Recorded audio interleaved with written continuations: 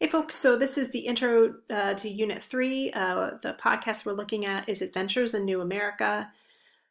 Um, it's a pretty cool podcast. I would say that of the ones that we are listening to in this class, this one is, I think, one that I really enjoy and one that could potentially be, uh, it's gonna, just like any other kind of piece of pop culture, the whole point is to kind of like poke at you.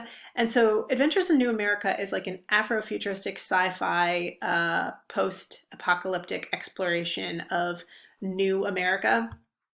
And the two main characters are black. One dude is middle-aged and so middle-aged, straight, cisgender, and the other, oh, and he's dying. That's not a spoiler. He's dying of cancer. And his friend, his new to him friend, is a younger cisgender black lesbian. And so they live in this kind of like place called New America that is like not good. And so the director of this is like basically using satire to kind of critique two things at once. Critiquing certainly the economic conditions that that we're currently living in the United States, but also like critiquing sort of the context of like white supremacy that we're currently living in the United States. And so they're using this kind of futuristic landscape to do that. And there's like a sci-fi element because there are these, I don't know how to say this right, techie zombie vampires that are in New America and they're like killing people. All right, so the director, Stephen Winter, is like a filmmaker and like a professor of like arts somewhere in the in the U.S. I think he's like a visiting professor, and yeah, so it's a pretty cool podcast. So we're looking at two different theories for this unit. One is kind of an exploration of,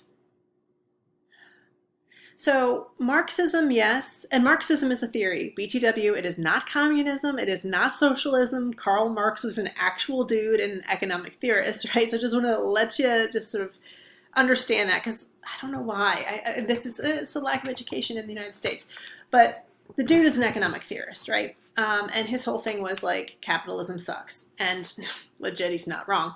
But so there are Marxist theory is kind of a blend of literary and cultural and critical theory. But kind of a kissing cousin to that, if you will, is like critiques of neoliberalism, which is kind of like a new manifestation of capitalism that's pretty gross. And so I ate some almonds and my throat is real scratchy. Anyway, so there are some pieces that are specifically talking about like neoliberalism and what that does. And so Brown's piece on undoing democracy is really helpful for explaining that. And a lot of the things in Brown's piece are definitely going to come up in Adventures to New America. So Hong's piece definitely is talking about neoliberalism, but is talking about neoliberalism and how sort of an aspect of like the late capitalist model that we're working in right now. It basically is like, well, a solution to surplus populations of people who are either being denied employment or are out of employment is to criminalize them, right? And we do this. I mean, like, this isn't overblown. I mean, we criminalize homelessness, right? All these things, and we really fucking shouldn't. So anyway, Hong is basically blending critical race theory and abolition theory, and which is basically like a critique of the prison system, and uh, neoliberalism, like these, like blending these theories to kind of talk about some of the risks and violences of this sort of moment that we're living in. So, in Hong's piece, I will say, like, there's a moment in there, like towards the end, where I'm like, hey, you could potentially stop reading. You could skim the rest of it. So just sort of know that there's a place in there that, says you can start skimming from that point. I will say, of all of the three, Hong's is going to be really challenging. I've read all four of these and put notes on there, but like, I like Hong's piece a lot, but just sort of know if you pick that, even though it's a little bit shorter, it might be, and there are going to be some awesome gems in there, but just sort of know, especially towards the end, there's some really cool stuff that they talk about like there's like freedom and revolt, in being considered existentially surplus, that might be actually super helpful in thinking about Adventures in New America. So there's that. So then Glover's piece is really an examination of like critical race theory, and in particular, critical race theory, pop cultural studies, and also like post-colonial theory. So Glover is a scholar of Haitian literature and pop culture, and one of her specialties is actually the sort of pop cultural analysis of zombies. And fun tip, apparently, while we think about zombies as just sort of like an everywhere sort of folk wisdom sort of situation, one of the clearest and direct origins for like zombies as a folk wisdom or folk story is directly rooted to Haiti. And so, yeah, Glover talks about that.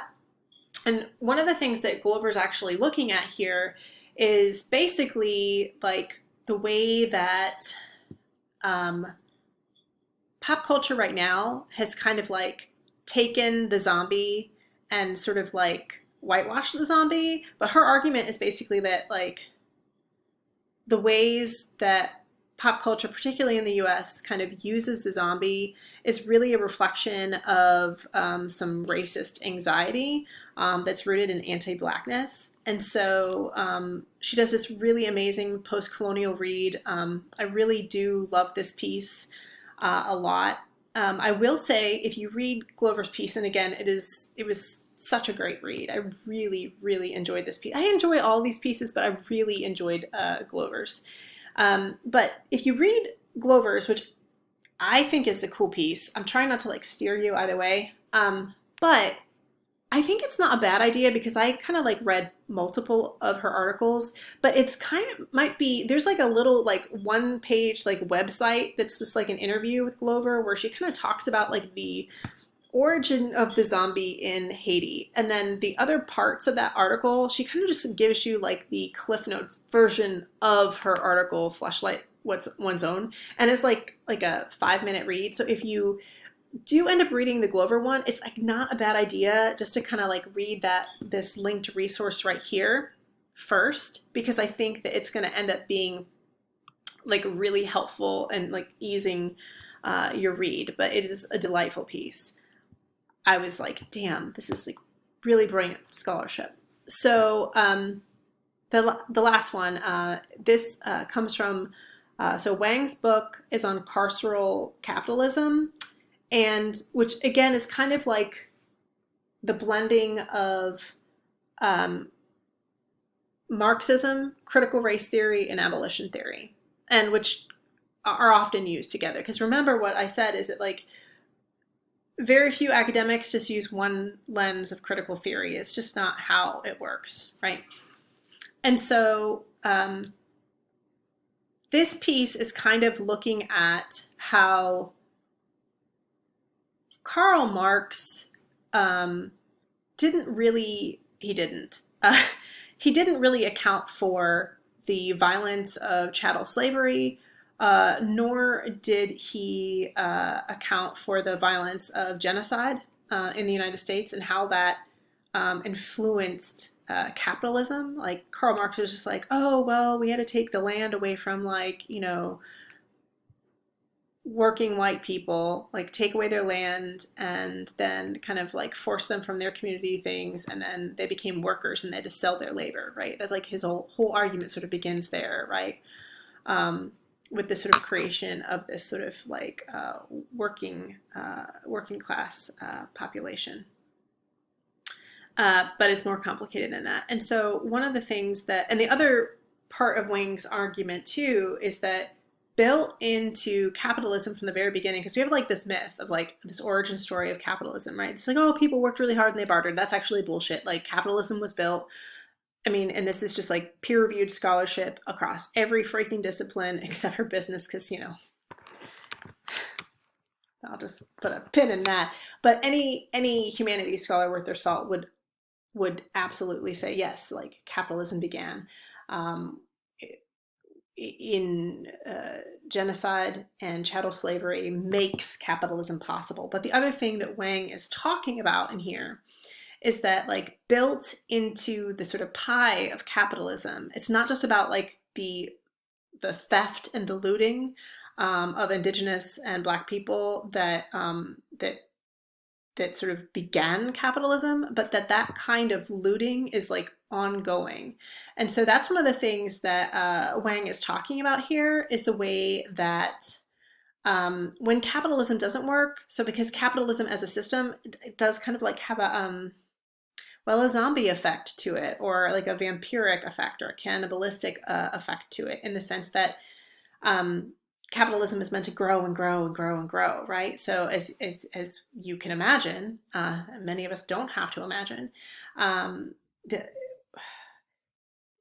when you are constantly growing your dragon horde, the people that you are relying on to work for you and buy your shit aren't going to have enough money to do such things, right?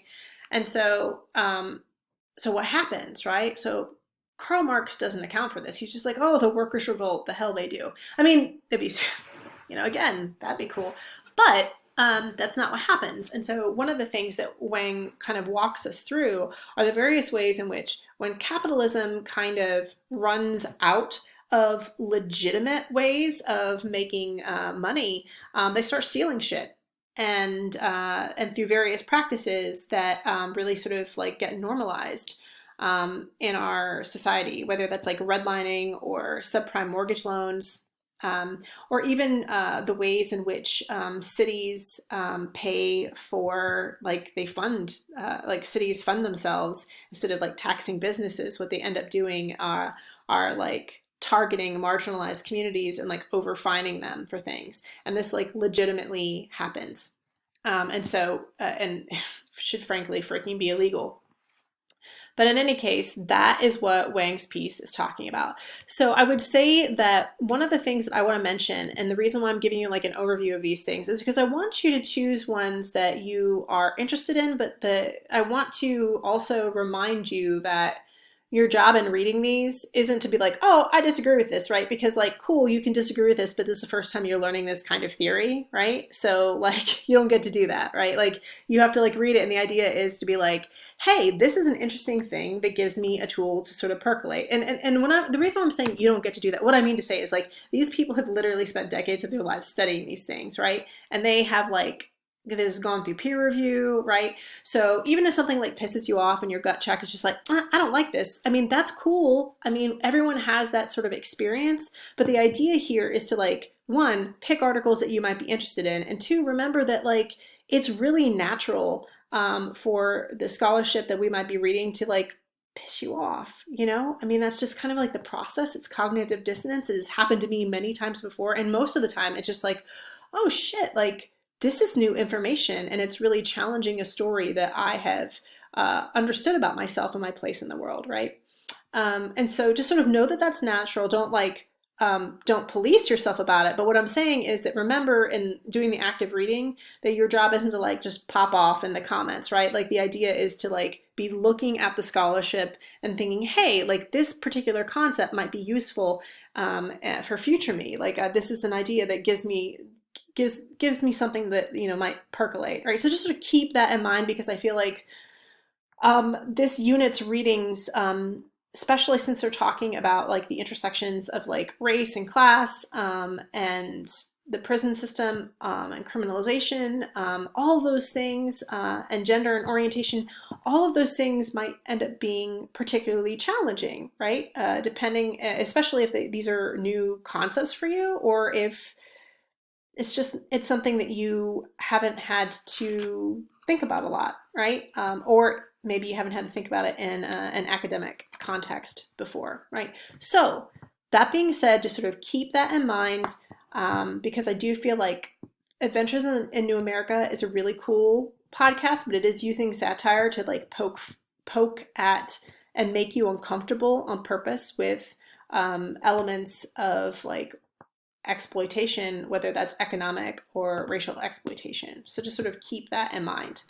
And I also feel like the producer Winter is kind of really interestingly appropriating, like kind of like flipping on his head. So the director of the producer of Adventures in New America is a Black man.